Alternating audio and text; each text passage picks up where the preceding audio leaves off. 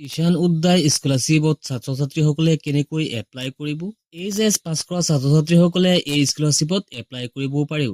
যিসকল ছাত্ৰ-ছাত্ৰীসকলে higher secondary pass কৰিছে সেইসকল ছাত্ৰ-ছাত্ৰীয়ে ঈশান উদয় স্কলাৰশ্বিপত এপ্লাই কৰিব পাৰিব। সেইবাবে এইটো স্কলাৰশ্বিপত এপ্লাই প্ৰক্ৰিয়াটো আৰম্ভ হৈ গ'ল। ইচ্ছুক ছাত্ৰ-ছাত্ৰীসকলে এই স্কলাৰশ্বিপত এপ্লাই কৰিব পাৰিব। নেশ্যনেল স্কলাৰশ্বিপ অনলাইন এপ্লাইটো কেনেকৈ কৰিব? NSP স্কলাৰশ্বিপত 2025-26ত কেনেকৈ এপ্লাই কৰিব? NSP স্কলাৰশ্বিপত এপ্লাই কৰাৰ আগতে আইডি পাছৱৰ্ডটো ক্ৰিয়েট কৰিব লাগিব। এই আইডি পাছৱৰ্ডটো আপোনালোকে কেনেকৈ বনাব ইয়াৰ সম্পূৰ্ণ প্ৰচেছটো আমি এইটো ভিডিঅ'ৰ জৰিয়তে দেখুৱাম। লগতে আপোনালোকে ভিডিঅ'টো অলপো স্কিপ নকৰিব আৰু যদি আমাৰ এই চেনেলটোত নতুনকৈ আহিছে তেনেহ'লে আমাৰ চেনেলটো ছাবস্ক্ৰাইব কৰি ৰাখিব। যদি ফেচবুকত চাইছে তেনেহ'লে ফ'ল' কৰিব। এতিয়া আমি প্ৰচেছটো আৰম্ভ কৰোঁ। ভিডিঅ'ৰ ডিছক্ৰিপশ্যনত লিংকটো দিয়া আছে, সেইটো লিংকত ক্লিক কৰিলে আপোনালোকে ডাইৰেক্ট এইটো পেজত আহি যাব পাৰিব। পেজটোত অহাৰ পিছত ইয়াত এপ্লাই নাও এটা অপশ্যন আছে, ইয়াত আপোনালোকে ক্লিক কৰি দিব। যিহেতু আমি এই স্কলাৰশ্বিপত এপ্লাই কৰিম কৰাৰ আগতে লগইন কৰিব লাগিব বা ৰেজিষ্টাৰ কৰিব লাগিব। যেহেতু আমি লগইন কৰিম, লগইন কৰাৰ আগতে ৰেজিষ্টাৰ কৰিব লাগিব। এতিয়া আমি কেনেকৈ ৰেজিষ্টাৰ কৰিব লাগিব সেই প্ৰচেছটো আমি দেখুৱাম। আইডিটো ৰেজিষ্টাৰ কৰাৰ বাবে তলত আপোনালোকে পাব ৰেজিষ্টাৰ ইউৰ চেল্ফ, ইয়াত আপোনালোকে ক্লিক কৰিব লাগিব। তাৰপিছত এই পেজটো আহিব, ইয়াত আপোনালোকে স্ক্ৰল ডাউন কৰি অলপ তললৈ আহিব। তলত দুটা বাকচ হ'ব, দুটা বাকচ আপোনালোকে ৰাইট চিন কৰি দিব। তাৰপিছত নেক্সট অপশ্যন পাব, নেক্সট অপশ্যনত ক্লিক কৰি দিব। তাৰপাছত আপোনালোকে পাব ইয়াত মোবাইল নম্বৰ। আপোনাৰ এক্টিভ মোবাইল নাম্বাৰটো ইয়াত বহুৱাই গেট OTP অপশ্যনত আপোনালোকে ক্লিক কৰিব। আপোনাৰ মোবাইলত এটা OTP আহিব, এই OTPটো ইণ্টাৰ OTP অপশ্যনত আপোনালোকে বহুৱাই দিব। তলত আপোনালোকে পাব এটা কেপচা কোড, এই কেপচা কোডটো যেনেকৈ আছে ঠিক তেনেকৈ আপোনালোকে কেপচা অপশ্যনত বহুৱাই ভেৰিফাই অপশ্যনত আপোনালোকে ক্লিক কৰি দিব লাগিব। নেক্সট পেজটোত পিছত আপোনালোকে পাব আই হেভ আধাৰ, আপোনাৰ আধাৰ কাৰ্ডেৰে ইয়াত লগইন কৰিব পাৰিব। আপোনালোকৰ যদি আধাৰ কাৰ্ড নাথাকে তেনেহ'লে যিটো আধাৰ কাৰ্ডৰ বাবে এপ্লাই কৰিছে যিটো EID নাম্বাৰ সেইটোৰে আপোনালোকে লগইন কৰিব পাৰিব। নাইবা 3 নম্বৰত দিয়া আছে আই ডোন্ট হেভ আধাৰ। ইয়াত যদি আপোনালোকে ক্লিক কৰে তেনেহ'লে আপোনালোকৰ গাৰ্জিয়ান, আপোনাৰ মাকৰ বা দেউতাকৰ আধাৰ কাৰ্ডেৰে আপোনালোকে ইয়াত লগইন কৰিব পাৰিব। আমাৰ যিহেতু নিজৰে আধাৰ কাৰ্ড আছে সেইকাৰণে আমি আই হেভ আধাৰত আমি ক্লিক কৰিম। আধাৰ নাম্বাৰটো পাব, ইয়াত আপোনালোকৰ আধাৰ কাৰ্ডটো শুদ্ধকৈ ইয়াত বহুৱাই গেট OTP অপশ্যনত ক্লিক কৰিব। আধাৰ কাৰ্ডৰ লগত লিংক থকা মোবাইল নাম্বাৰটোত এটা OTP যাব, সেই OTPটো আপোনালোকে এই ইণ্টাৰ OTP অপশ্যনত বহুৱাই দিব। তলত আপোনালোকে পাব কেপচা কোড, কেপচা কোডটো যেনেকৈ আছে তেনেকৈ ইয়াত বহুৱাই ভেৰিফাই অপশ্যনত আপোনালোকে ক্লিক কৰি দিব। পিছত আপোনালোকে পাব আই এগ্ৰি, এই আই এগ্ৰি অপশ্যনত আপোনালোকে ক্লিক কৰি দিব। আই এগ্ৰি অপশ্যনত ক্লিক কৰাৰ লগে লগে আপোনাৰ গোটেই ডিটেইলছখিনি ইয়াত আহি যাব। অলপ তলত আহি আপোনালোকে পাব ইণ্টাৰ ডিটেইলছ, মাদাৰ্ছ নেম, ইয়াত আপোনালোকৰ মাকৰ নামটো দিব, ফাদাৰ্ছ নেমত ফাদাৰ নামটো দিব, ইমেইল আইডিটো দিলে দিব, নিদিলে নাই। তাৰপিছত আপোনালোকে কেপচা কোডটো পাব, কেপচা কোডটো যেনেকৈ আছে ঠিক তেনেকৈ কেপচা কোডটো বহুৱাই ফিনিছ অপশ্যনত আপোনালোকে ক্লিক কৰিব লাগিব। তাৰপিছত আপোনালোকৰ সন্মুখত আহি যাব এই পেজটো।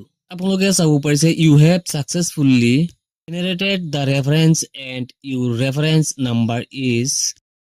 আপোনালোকৰ সন্মুখত এটা ৰেফাৰেন্স নাম্বাৰ আহি যাব, এইটো আপোনালোকে স্ক্ৰীনশ্বট মাৰি থ'ব, নহ'লে আপোনালোকে কপি কৰি ৰাখি দিব।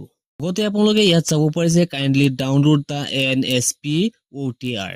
এতিয়া আপোনালোকে প্লে ষ্ট'ৰৰ পৰা দুটা এপছ ডাউনলোড কৰিব লাগিব এইখিনি কাম কমপ্লিট কৰাৰ বাবে। এটা এপছ ডাউনলোড কৰিব লাগিব আধাৰ ফেচ RD আৰু এটা হৈছে NSP OTR এপছ। এই দুটা এপছ আপোনালোকে প্লে ষ্ট'ৰৰ পৰা ডাউনলোড কৰি ল'ব। আপোনালোকে ইয়াত অপেন অপশ্যন পাব, এই অপেনত আপোনালোকে ক্লিক কৰি দিব। এপছটো অপেন হোৱাৰ পিছত আপোনালোকে পাব লগইন ৰেজিষ্টাৰ eKYC। আপোনালোকে 3 নম্বৰত যিটো আছে eKYC অপশ্যনত আপোনালোকে ক্লিক কৰি দিব। অলপ আগতে আপোনালোকে যে ৰেফাৰেন্স এটা নাম্বাৰ পাইছিলে, আপোনাক কৈছিলোঁ কপি বা স্ক্ৰীনশ্বট কৰিবলৈ, সেই ৰেফাৰেন্স নাম্বাৰটো আপোনালোকে ইয়াত বহুৱাই চেণ্ড OTP অপশ্যনত আপোনালোকে ক্লিক কৰিব লাগিব। OTP অপশ্যনত ক্লিক কৰাৰ লগে লগে আপোনাৰ মোবাইলত আৰু এটা OTP আহিব। এই OTPটো আপোনালোকে এই ইণ্টাৰ OTP অপশ্যনত বহুৱাই তলত দিয়া আছে কেপচা কোডটো ইয়াত বহুৱাই আকৌ আপোনালোকে কৰি দিব। আপোনালোকে একেবাৰে তলত প্ৰচেছড ফৰ ফেচ অথেণ্টিকেশ্যন এই অপশ্যনটোত আপোনালোকে ক্লিক কৰি দিব। ইয়াত আপোনালোকে পাব আই এগ্ৰি, এই অপশ্যনটো আকৌ ক্লিক কৰি দিব। ইয়াত আপোনালোকে মাজত যিটো পাব অনলি দিছ টাইম এই অপশ্যনটোত আপোনালোকে ক্লিক কৰি দিব। প্লে ষ্ট'ৰৰ পৰা যে আমি আৰু এটা এপছ ডাউনলোড কৰিছিলোঁ আধাৰ ফেচ RD, সেই এপছলৈ অট'মেটিক গুচি যাব।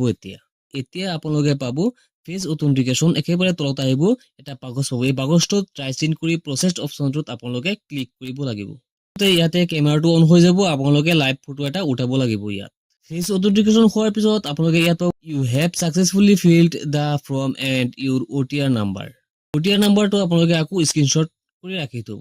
এই স্ক্ৰীনশ্বটটো পিছলৈ আকৌ কামত আহিব। এতিয়া আপোনালোকে এই এপছৰ পৰা আপোনাৰ ডাইৰেক্ট বেক হৈ ওলাই আহি যাব। তাৰপিছত আপোনালোকে NSP যিটো ৱেবছাইটত আপোনালোকে লগইন কৰিছিলে সেই ৱেবছাইটত আপোনালোকে আকৌ আহি যাব। ইয়াত আপোনালোকে পাব লগইন উইথ OTR। এই OTR নাম্বাৰটো আপোনালোকে এতিয়া যিটো পাইছিলে সেই নাম্বাৰটো আপোনালোকে কপি কৰি ইয়াত পেষ্ট কৰি দিব।